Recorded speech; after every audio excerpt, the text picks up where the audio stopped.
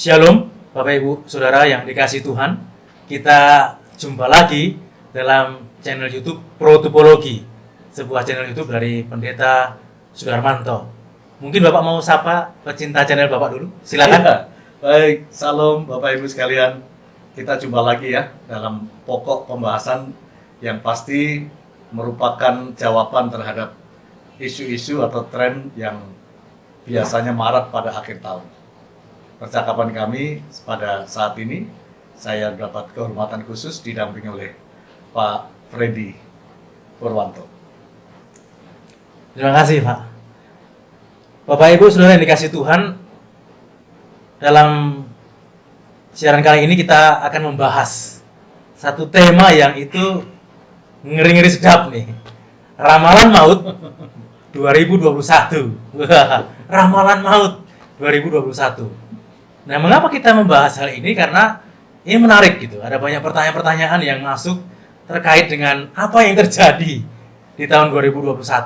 Karena Pak Sudarmanto ini kan membahas mengenai masalah protopologi, tentang pola-pola Allah bekerja dalam sejarah gitu ya. Jadi siapa tahu Pak Darmanto bisa menolong kita mengerti kira-kira apa nih nanti yang tahun 2021 itu, bagaimana kita menyikapinya dan sebagainya. Nah, seperti kita tahu bahwa ada banyak sekali ramalan-ramalan yang muncul nih. Ramalan berdasarkan raja-raja tertentu, ramalan berdasarkan binatang-binatang tertentu, ramalan berdasarkan rasi bintang tertentu. Yang itu bernada positif, bahkan juga ada yang negatif, cenderung mengerikan begitu. Katanya banyak bencana nih. Katanya ada gejolak-gejolak politik nih. Katanya ada kematian-kematian orang-orang terkenal nih. Bahkan ada yang berani sebut inisial. Wah, itu kan menarik nih. Nah, kita akan membahas nih, ya. Kita akan bertanya kepada Pak Sudarmanto, kira-kira bagaimana sikap orang percaya, Pak, terhadap ramalan-ramalan seperti ini?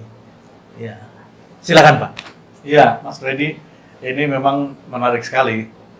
Karena biasanya pada akhir tahun itu kita selalu membaca, mendengar ya, ada macam-macam ramalan lah tentang apa yang akan terjadi pada tahun yang akan datang.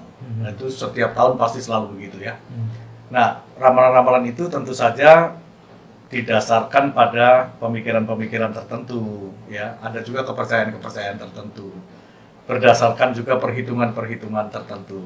Nah, saya pikir itu dalam berbagai perspektif lah ya disampaikan orang mengenai ramalan-ramalan itu. Nah, tapi kalau Mas Freddy tanya ke saya, tentu saja dalam konteks protopologi Kristen, itu memang Alkitab dengan jelas sekali kita ini dilarang, Mas. Kita tidak boleh meramal dan juga mempercayai ramalan. Jadi juga nggak boleh. Kita meramal nggak boleh.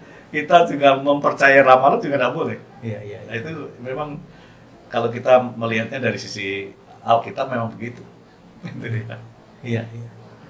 Jadi Pak, kita nggak boleh meramal, tapi juga nggak boleh percayai ramalan. Iya.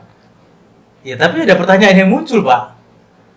Bapak kan selama ini mengkaji segala sesuatu dengan protopologi nih. Iya. Dan melihat fenomena ke depan bagaimana. Iya. Nah, apa itu nggak meramal juga, Pak? Nah, tolong jelaskan bagaimana nih, Pak. Iya. Jadi ada sedikit beda antara meramal dengan prediksi ya. Prediksi.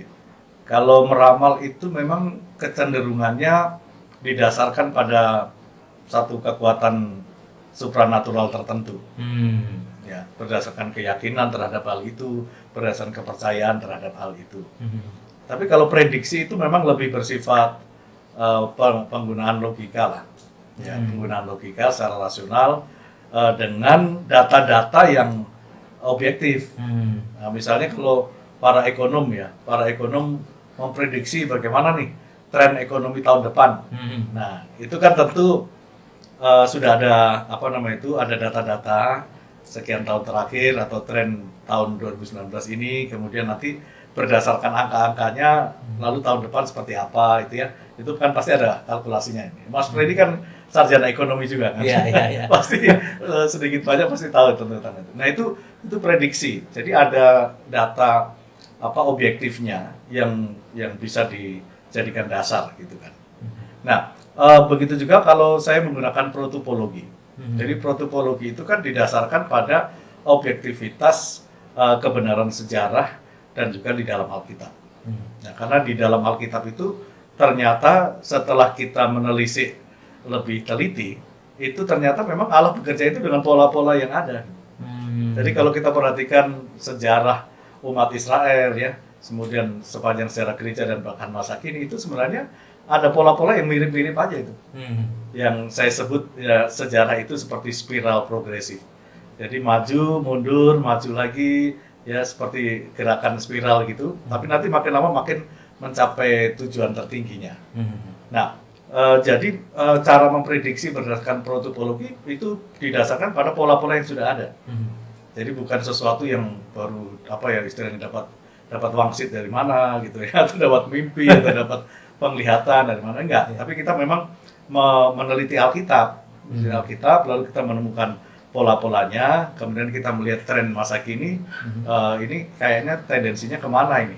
Nah, lalu kita mencoba menemukan paralelisasinya dari pola-pola yang ada di dalam Alkitab. Jadi ya, beda ya antara ramalan, prediksi dengan protopologi itu. Iya, iya. Jadi ini yang perlu digarisbawahi ya Bapak Ibu.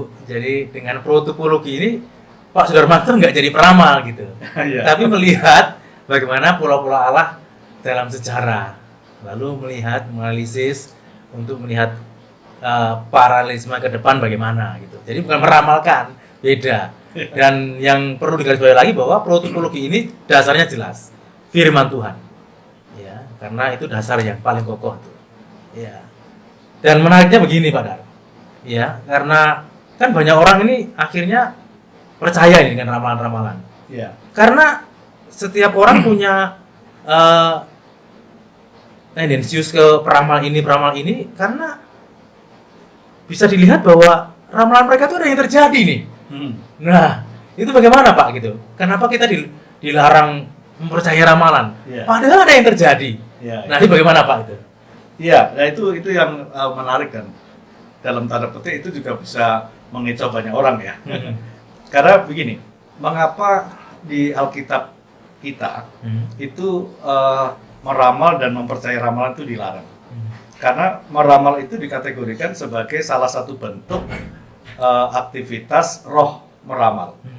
Nah, roh meramal itu adalah bentuk okultis ya, bentuk okultis. Sehingga dalam perspektif Alkitab kita, Tuhan mengatakan orang yang meramal itu sama dengan orang yang berzinah. Tapi perzinahannya perzinahan secara rohani.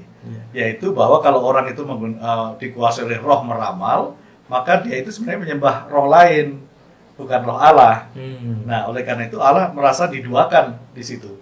Sehingga kegiatan atau aktivitas meramal atau mempercayai ramalan itu menunjukkan bahwa orang itu bergantung kepada ramalan-ramalan itu bergantung pada kekuatan yang lain, bukan kepada kekuatan Allah. Nah, disitulah maka memang perintahnya di dalam Alkitab itu cukup tegas ya. Tidak boleh, ini satu kekejian, dilarang, kamu jangan begitu, gitu ya. Jadi larang-larangannya memang cukup tegas sekali itu di sana. Nah, memang tadi dibilang, tapi bagaimana ramalan-ramalan itu ada yang terjadi gitu. Tapi memang faktanya ada yang terjadi, ada yang enggak juga sih sebenarnya ya. Banyak juga yang enggak. Banyak juga yang enggak kan. Banyak juga yang enggak. Tapi menariknya gini, bahwa kalau sesuatu itu terjadi, itu bukan otomatis itu dianggap sebagai satu kebenaran, gitu ya. Karena gini, Allah itu mengizinkan juga kekuatan-kekuatan yang lain mempunyai otoritas, tapi dalam limitasi, dalam batasan. Ya, ada batasannya. Misalnya Tuhan izinkan iblis itu menggodai Ayub, gitu ya. Oke, silakan. Saya ambil hartanya, silakan, gitu ya. Saya ambil anak-anaknya, mati semua. Oke, silakan. Lalu tubuhnya saya kasih penyakit. Oke, silakan, gitu kan. Tapi kamu tidak boleh ambil nyawanya. Misalnya gitu. Jadi memang Allah juga mengizinkan ya kekuatan-kekuatan di luar kekuatan Allah itu juga mengerjakan sesuatu, ya kan? Nah, ada yang kelihatannya baik, ada yang tidak baik. Kan sebenarnya kalau kita lihat Alkitab juga dan pengalaman kita, sebenarnya iblis pun kan bisa memberikan apa yang baik-baik kan, memberikan kekayaan, bisa kan, memberikan apalagi jabatan, ya, bisa popularitas, ya kan. bisa memberikan istri yang cantik atau suami yang tampan kan bisa. Iya, iya. Nah, tapi kan sesuatu yang baik itu yang terjadi dalam tanda petik itu belum tentu itu memang maunya Tuhan begitu. Gitu. Satu sisi. Iya. Satu sisi yang lain sebenarnya yang terjadi juga bukan hanya yang baik-baik, ternyata ada malapetaka juga. Iya, iya. Ada hal-hal yang buruk yang terjadi kan. Jadi ada malapetaka segala macam tadi. Nah, itu juga ya iblis pun bisa melakukan itu. Bisa memberikan sesuatu yang kelihatannya baik, tapi juga bisa memberikan malapetaka. Gitu ya. Iya, iya. Jadi yang benar-benar terjadi belum tentu itu sebagai sebuah kebenaran Iya. dari Tuhan ya. Iya, iya. Saya pikir itu yang Iya. perlu kita perhatikan juga. Ya, jadi ingat ya, bahwa kalau ramalan terjadi, jangan dipandang itu sebagai kebenaran gitu. Bisa saja Allah mengizinkannya, tetapi tetap dalam batas-batas yang Allah tetapkan di sana. Jadi, dan yang jelas juga, mengapa tadi kita dilarang untuk meramal dan percaya ramalan, karena itu berasal dari kekuatan yang bukan Allah gitu. Kekuatan dari roh lain nih, Iya. ya, yang membahayakan bagi hidup kita, karena itu dikatakan beliau tadi sebagai perzinahan rohani. Nah, itu harus kita pahami betul-betul. Nah, kita dilarang meramal, ya Pak ya? Iya. Dilarang mempercayai ramalan, Iya. ya kan? Terus kalau ramalan itu terjadi, jangan dianggap sebagai kebenaran. Hanya Pak, susahnya juga di kalangan orang percaya ada orang-orang tertentu yang melakukan itu juga Pak. Bahkan juga hamba Tuhan juga meramal. Oh. Loh, bagaimana kita nggak mempercayainya Pak? Ini hamba Tuhan loh. Iya. Nah, bagaimana kita menyikapi dan melihat hal ini Pak? Iya, iya betul. Dan itu cukup banyak ya. Iya. Nampaknya apa hal seperti itu marak juga. Ya, ada si hamba Tuhan A, hamba Tuhan B gitu ya, menyampaikan sesuatu yang ya mereka bilang itu nubuatan. Iya, iya. Nubuatan ya. Kadang-kadang orang plesetkan ini bukan nubuat tapi lu buat. Lu buat. Lu buat bukan nubuat gitu kan. Nanti akan terjadi ini, terjadi itu ya. Itu memang banyak juga yang terjadi seperti itu. Meskipun di dalam sejarahnya faktanya juga ada dua juga. Ada yang terjadi, ada yang nggak terjadi. Itu kan polanya. Nah, kalau kita melihat ini dari perspektif protopologi juga sebenarnya ada dua macam juga, Mas. Jadi ada ya katakanlah ada yang dicatat dalam Alkitab ada nabi palsu, ada nabi benar. Gitu kan? Ada nabi palsu, ada nabi benar. Nabi palsu itu menyampaikan sesuatu yang kadang-kadang juga kelihatannya baik, tapi itu tidak berasal dari Tuhan. Ada nabi yang benar, yang seringkali juga menyampaikan sesuatu yang tidak baik, tapi memang itu berasal dari Tuhan gitu. Nah, ini kan, misalnya ada satu contoh itu zaman Nabi Mika. Zaman Nabi Mika itu ada juga sekelompok nabi-nabi palsu waktu itu. Nah, satu kali nabi-nabi palsu ini mereka menubuatkan sesuatu yang baik tentang raja, Jadi mereka udah sepakat nih. Ya. Lalu akhirnya mereka karena udah sepakat, lalu dikirimlah utusan ke Mika. Lalu utusannya itu bilang, itu nabi-nabi itu sudah sepakat menubuatkan yang baik tentang raja. Jadi kamu juga harusnya begitu gitu. Jadi Mika ini disuruh ikut nabi-nabi itu gitu. Pandangannya supaya sama semua gitu. Tapi ternyata kan Nabi Mika tidak mau. Karena Nabi Mika itu nabi yang lurus gitu ya, yang benar. Artinya apa yang diperintahkan oleh Tuhan ya itulah yang dia sampaikan. Kalau Tuhan sampaikan berkat ya dia sampaikan berkat. Kalau Tuhan sampaikan kutuk ya dia sampaikan kutuk gitu kan. Atau Tuhan sampaikan penyelamatan ya penyelamatan, atau penghukuman ya penghukuman gitu. Jadi Nabi Mika lurus-lurus saja gitu. Jadi memang dari polanya sepanjang sejarah ya ada kan nabi yang benar, ada nabi yang palsu, ada pengajar yang benar, ada pengajar yang palsu gitu kan. Dan Tuhan Yesus sudah wanti-wanti ya sejak semula bahwa nanti pada akhir zaman hati-hati gitu. Karena ada banyak juga itu pengajar-pengajar yang tidak benar ya. Malah ada ajaran-ajaran setan ya. Nah, ini yang perlu diwaspadai gitu. Jadi kalau ada fenomena-fenomena seperti itu nanti akan terjadi ini, terjadi itu ya memang harus diuji dulu. Ya kan? Diuji dulu ini benar apa enggak ini gitu ya. Jangan langsung kita terima mentah-mentah ya. Nah, itu yang perlu diperhatikan lah. Iya. Jadi kita harus tahu nih, ada nabi benar, ada nabi palsu. Ada pengajar yang benar, ada pengajar juga yang tidak benar. Gitu. Makanya Pak, pertanyaan selanjutnya sebenarnya bagaimana kita tahu tuh ciri-ciri nabi palsu atau pengajar tidak benar Pak? Supaya kita juga nggak termakan juga. Jangan-jangan bukan nubuat, tapi kita termakan lubuat. Nah, bahaya itu Pak. Bagaimana itu Pak? Iya, jadi kita itu kan hanya bisa memahami sesuatu dan memahami realitas, utamanya memahami apa yang Tuhan mau, kehendaki dalam secara manusia itu kan bergantung kepada apa yang Tuhan nyatakan. Ya, sejauh Tuhan nyatakan itulah kita mencoba memahami. Tapi apa yang Tuhan tidak nyatakan kita tetap saja nggak bisa tahu. Dan itu tetap menjadi misterinya Tuhan. Ya, misteri yang Tuhan sembunyikan untuk manusia. Manusia tidak perlu tahu tentang hal itu. Jadi dalam hal itu kita punya keterbatasan memang. Dan kita harus sadar betul bahwa memang kita sebagai ciptaan ya, kita sebagai ciptaan yang terbatas. Hanya Allah sebagai pencipta yang tidak terbatas. Jadi kita mesti tahu diri juga di posisi itu. Itu yang pertama. Nah lalu yang kedua, bagaimana kita mencoba memahami penyataan itu ya, sejauh Allah menyatakannya, dan Allah sudah menyatakannya dan menuliskannya itu di dalam Alkitab. Maka ketika ketemu dengan ajaran ini, ajaran itu, ya kita kembalikan ke ukurannya atau standarnya itu Alkitab. Ini bersesuaian dengan firman Tuhan, Alkitab itu atau tidak, gitu kan? Nah, sementara itu kita diminta berjaga-jaga supaya kita menguji segala roh itu, ya kan? Dalam intimasi kita dengan Tuhan. Kalau orang sudah percaya Yesus, terima Yesus dalam hatinya, punya Roh Kudus, berdoa dengan sungguh-sungguh, membaca firman Tuhan dengan sungguh-sungguh, di sana dia punya pengertian ilahi. Nah, dalam pengertian ilahi lah, itulah dia bisa mendeteksi ini kira-kira benar apa enggak gitu. Nah, di situ harus itu penting sekali, Mas. Ya. Jadi ingat ya Ibu ya, untuk mendeteksi, mengujinya, ya landasannya adalah apa yang Tuhan nyatakan. Dan Tuhan sudah menuliskan itu, ya, firman-Nya. Nah, kita harus membangun keintiman dengan Tuhan, maka Roh Kudus menolong kita untuk mengerti berdasarkan firman Tuhan, ini benar enggak nih? Ini nubuat atau lubuat nih? Supaya kita ngerti ini dan sebagainya. Betul. Ya, kita lanjutkan dulu Pak Dar. Ramalan tuh banyak ya Pak ya. Dan itu menarik. Dan sebenarnya dari sisi manusia kita ya, sebenarnya kita tertarik juga. Apalagi yang positif nih. Tapi Alkitab melarangnya. Percaya juga dilarang. Nggak boleh ya. Nggak boleh percaya ramalan dan sebagainya.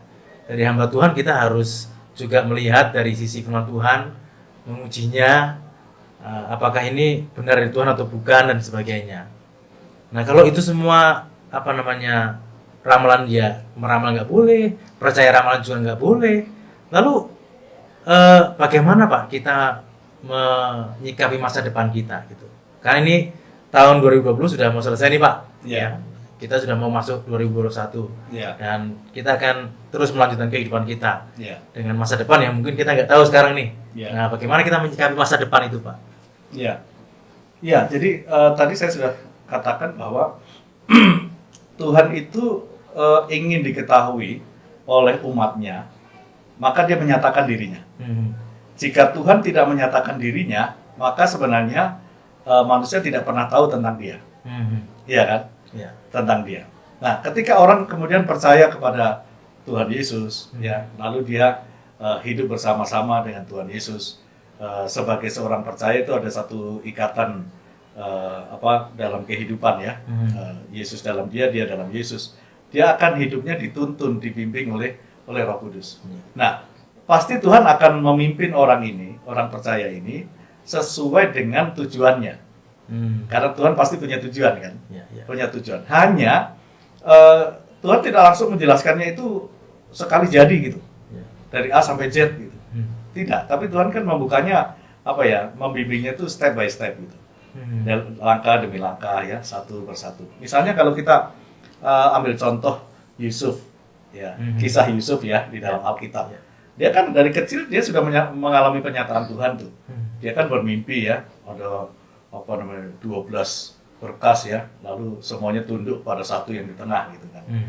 Nah, itu jelas Tuhan sudah menyatakan rencananya kepada Yusuf. Tapi Yusuf sendiri kan sebenarnya tidak ngerti. Tidak langsung mengerti maksudnya. Oh, nanti saya akan jadi orang nomor 2 di Mesir gitu. Satu saat kan Tuhan tidak mengatakan itu. Tidak menyatakan tujuan itu ya. Dan bahkan saudara-saudaranya yang lain juga tidak tahu. Ya kan, kalau saudara-saudaranya sudah tahu rencana Tuhan bahwa Yusuf nanti jadi pembesar di Mesir, pasti dia tidak berlaku seperti itu. Nah, disinilah bimbingan, tuntunan itu Tuhan nyatakan step by step. Ya, jadi satu persatu. Sehingga memang ada banyak hal yang kita tidak selalu bisa mengerti apa yang akan terjadi ke depan. Iya. Nah, dan Tuhan pun juga memang tidak mau menyatakan hal-hal yang begitu detailnya, ya berdetailnya dan akhirnya semua orang langsung tahu gitu. Misalnya soal kedatangan Tuhan Yesus kan sudah jelas sekali. Tuhan Yesus sendiri mengatakan aku datang kan seperti pencuri. Soal waktu dan saat dan jamnya itu bukan urusan saya itu, hanya Bapa yang tahu. Ya kan. Tetapi kamu akan mengetahui tanda-tandanya. Nanti akan terjadi perang, terjadi kelaparan, terjadi bencana-bencana ini dan itu gitu ya. Nah, itu tanda-tandanya. Nah, memang kita diminta untuk sensitif atau melihat dengan cermat tanda-tanda itu gitu ya. Nah, sambil terus-menerus kita menguji segala sesuatu di dalam perjalanan iman kita. Ya, jadi Tuhan itu menolongnya itu step by step gitu ya. Sehingga tidak langsung jadi gitu. Saya pikir itu yang harus dipahami. Jadi jangan juga orang percaya itu merasa wah karena saya nggak tahu tentang apa yang terjadi tahun depan, saya ini jadi orang yang bodoh, nanti saya nggak ngerti apa-apa dan sebagainya ya. Tapi sebenarnya tidak. Kalau kita kita bergaul karib dengan Tuhan, dengan berdoa, baca firman Tuhan dengan baik dan menafsirkan atau menginterpretasi Alkitab itu dengan memadai, tidak sembarangan gitu ya. Maka Tuhan akan memberikan hikmat pasti, memberikan pengertian tentang segala sesuatu yang terjadi. Gitu ya. Bahkan pernah juga dikatakan dalam Kisah Para Rasul itu, nah kamu tidak usah susah dengan apa yang kamu katakan. Nanti Roh itulah yang akan memberikan hikmat ya, pengertian. Itu jadi Tuhan memang memimpin itu step by step itu. Iya, Pak. Jadi karena kita tidak tahu juga masa depan kita ini terjadi apa, lalu Tuhan sendiri membimbing kita step by step. Ya. Makanya penting juga kita, Pak. Penting juga kita untuk bergantung kepada Tuhan ya, Pak. Iya. Itu harus. Harus. Iya. Supaya kita tidak bergantung pada kekuatan yang lain. Nanti bisa jatuh ke ramalan lagi kan. Iya. Baik Pak, terima kasih untuk penjelasannya yang panjang lebar. Iya. Ya, kiranya itu menolong kami semua untuk tidak jatuh ke ramalan-ramalan yang menghancurkan hidup rohani dan hidup kita sendiri gitu. Tapi juga kita tetap berpegang pada 3 prinsip dalam kekristenan kita ya, soal iman, kasih, pengharapan, ya kan? Itu kan iman itu kepercayaan kita pada Kristus yang mati dan bangkit pada masa yang lampau, lalu Kristus yang hidup bersama-sama dalam menjalani hidup sehari-hari masa kini, tapi juga Kristus yang dipahami dan memberikan pengharapan yang akan datang. Oh, dia pasti akan datang kembali dan dia akan membawa kita, orang yang percaya kepadanya itu berada di tempat di mana dia berada. Jadi iman, kasih, pengharapan itu harga mati yang harus dimiliki oleh setiap orang percaya, sehingga dia tidak begitu tergoda, terprovokasi, lalu menyimpang ke kanan atau ke kiri, akhirnya meninggalkan jalan Tuhan ya. Dan itu yang penting ya. Saya rasa. Baik. Bapak Ibu, Saudara yang dikasihi Tuhan, ya demikianlah bincang-bincang kami ya. Dan kiranya menjadi berkat bagi kita semua untuk kita bisa menyikapi masa depan dengan bijak. Ya, mari kita terus membangun intimasi dengan Tuhan, dengan firman Tuhan, dan terus hidup bergantung kepada Tuhan, dan terus hidup dalam iman, pengharapan, dan kasih yang menjadi harga mati dari hidup setiap orang percaya. Sehingga kita tidak takut Mas ya, dengan ramalan-ramalan yang kadang mengerikan, ramalan-ramalan maut, ramalan-ramalan mengerikan. Atau juga tidak tergoda dengan ramalan-ramalan yang kelihatannya baik gitu. Artinya ya orang boleh saja mengatakan apa saja tentang tahun depan ya. Tetapi kita tidak bergantung pada itu. Kita tetap bergantung kepada Tuhan, terus menjalani kehidupan dengan penuh kewaspadaan juga. Jangan juga ini. Kalau misalnya tahun depan, misalnya pandemi kan masih berlangsung gitu ya. Kita juga tidak langsung karena beriman langsung tidak lagi mengikuti protokol kesehatan gitu ya. Nggak mau pakai masker lagi, nggak mau jaga jarak atau nggak mau cuci tangan dan sebagainya ya. Saya pikir itu juga nggak boleh begitu. Ya, iman itu juga harus melihat segala kemungkinan yang ada. Baik. Gitu. Terima kasih, Pak. Sekali lagi terima kasih untuk penjelasannya. Ya, Bapak Ibu, cukup sekian perjumpaan kita kali ini. Tuhan Yesus memberkati. Sampai jumpa pada tayangan yang berikutnya.